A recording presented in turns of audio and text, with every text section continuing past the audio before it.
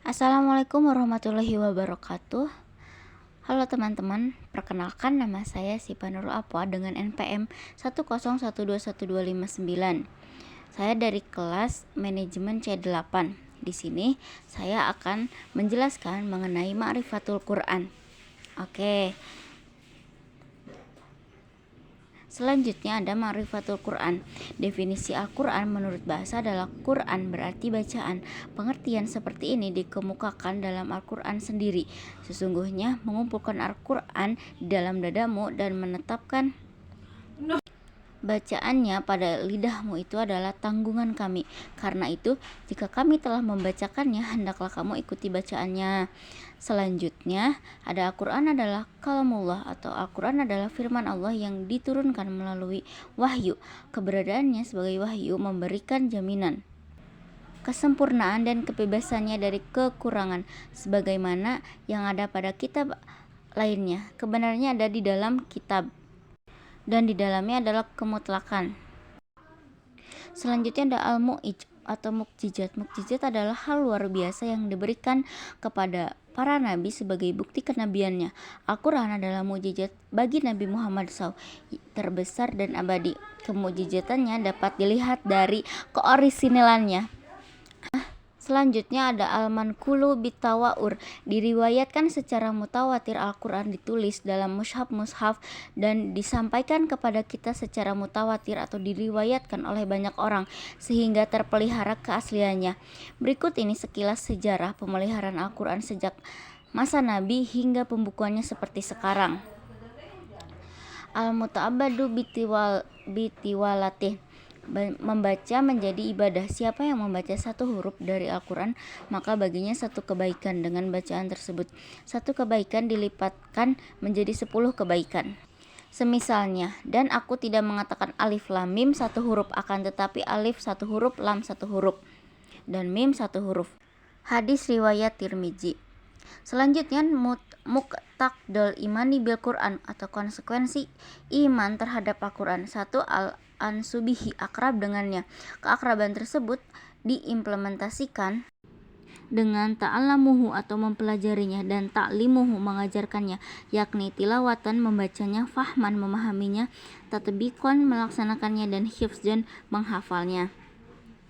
Selanjutnya, tilawatan, sesungguhnya orang-orang yang selalu membaca kitab Allah dan mendirikan sholat dan menafkahkan sebagian dari rezeki yang kami anugerahkan kepada mereka dengan diam-diam dan terang-terangan, mereka itu mengharapkan perniagaan yang tidak akan merugi, agar Allah menyempurnakan kepada mereka pahala mereka dan menambah kepada mereka dari karunia-Nya. Sesungguhnya Allah Maha Pengampun lagi Maha Mensyukuri.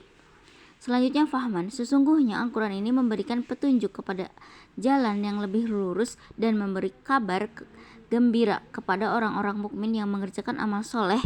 Bagi mereka ada pahala yang besar.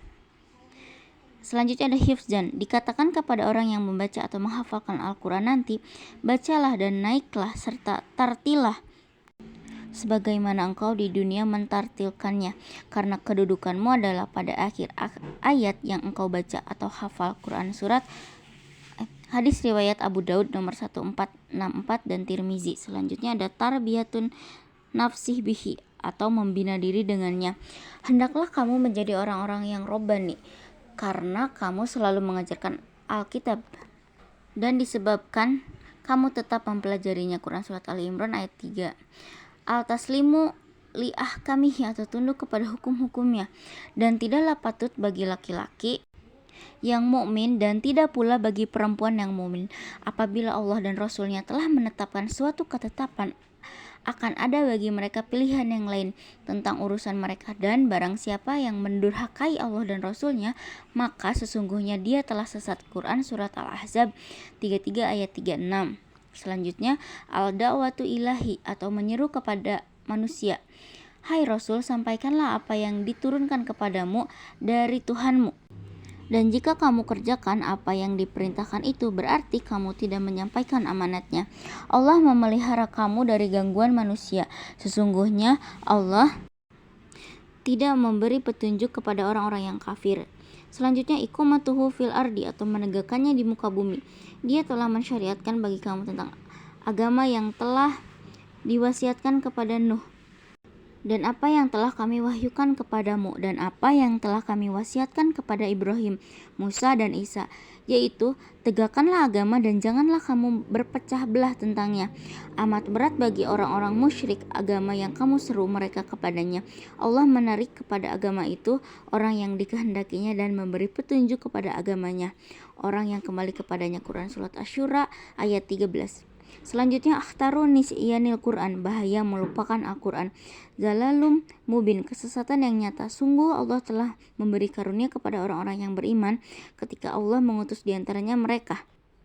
Orang yang beriman kepada Allah mengutus di antara mereka seseorang rasul dari golongan yang mereka sendiri, yang membacakan kepada mereka ayat-ayat Allah, membersihkan jiwa mereka dan mengajarkan kepada mereka Alkitab dan Al-Hikmah. Dan sesungguhnya sebelum kedatangan Nabi itu mereka adalah benar-benar dalam kesesatan yang nyata. Selanjutnya adalah dakikun harajun atau sempit dada. Barang siapa yang Allah menghendaki akan memberikan kepadanya petunjuk, niscaya dia melapangkan dadanya untuk memeluk agama Islam. Dan barang siapa yang dikehendaki Allah kesesatannya, niscaya Allah menjadikannya dadanya sesak lagi sempit, seolah-olah ia sedang mendaki langit. Begitulah Allah menimpakan siksa kepada orang-orang yang tidak beriman. Quran Surat Ali Imran ayat 125. Selanjutnya ada ma'isyatun dan kun atau kehidupan serba sulit. Dan barang siapa yang berpaling dari peringatanku, maka sesungguhnya baginya penghidupan yang sempit, dan kami akan menghimpunkan pada hari kiamat dalam keadaan yang buta. Selanjutnya ada umyul basyiroh atau butanya mata hati. Maka apakah mereka tidak berjalan di muka bumi, lalu mereka mempunyai hati, dengan itu mereka dapat memahami, atau mempunyai telinga yang dengan itu mereka dapat mendengar, karena sesungguhnya bukanlah mata itu yang buta, tetapi buta hatinya. Selanjutnya ada qasyatul qalbi atau kerasnya hati. Belumkah datang waktunya bagi orang-orang yang beriman untuk tunduk hati? Mereka mengingat Allah dan kepada kebenaran yang telah turun kepada mereka. Dan janganlah mereka seperti orang-orang yang sebelumnya telah diturunkan Alkitab kepadanya, kemudian berlalulah masa yang panjang atas mereka, lalu hati mereka menjadi keras, dan kebanyakan di antara mereka adalah orang-orang yang fasik. Selanjutnya adalah zulmun wa zulun atau kegelapan dan kehinaan, dan mengutus seorang rasul yang membacakan kepadamu ayat-ayat Allah yang menerangkan bermacam-macam hukum, supaya dia mengeluarkan orang-orang yang beriman beramal soleh dari kegelapan kepada cahaya. Quran Surat At-Tariq ayat 11. Selanjutnya adalah subhatus syaitan atau menjadi sahabatnya setan. Barang siapa yang berpaling dari pengajaran Tuhan yang Maha Pemurah Al-Quran, kami adakan baginya syaitan yang menyesatkan, maka syaitan itulah yang menjadi teman yang selalu menyertainya. Quran dalam surat Az-Zukhruf ayat 36. Selanjutnya an-nisyan atau lupa diri. Dan janganlah kamu seperti orang-orang yang lupa kepada Allah, lalu Allah menjadikan mereka lupa kepada diri mereka sendiri, maka mereka itulah orang-orang yang fasik. Selanjutnya al-fusyuku atau munculnya kefasikan-kefasikan, dan orang-orang yang mendustakan ayat-ayat kami, mereka akan ditimpa siksa disebabkan mereka selalu berbuat fasik. Selanjutnya adalah an-nifaq atau kemunafikan. Mereka telah lupa kepada Allah, maka Allah melupakan mereka. Sesungguhnya orang-orang yang munafik itu adalah orang-orang yang fasik. Quran Surat At-Taubah ayat 67. Mungkin cukup sekian pemaparan materi yang telah saya sampaikan. Mohon maaf apabila terdapat banyak kesalahan dalam penyebutan. Wabillahi taufiq wal hidayah. Assalamualaikum warahmatullahi wabarakatuh.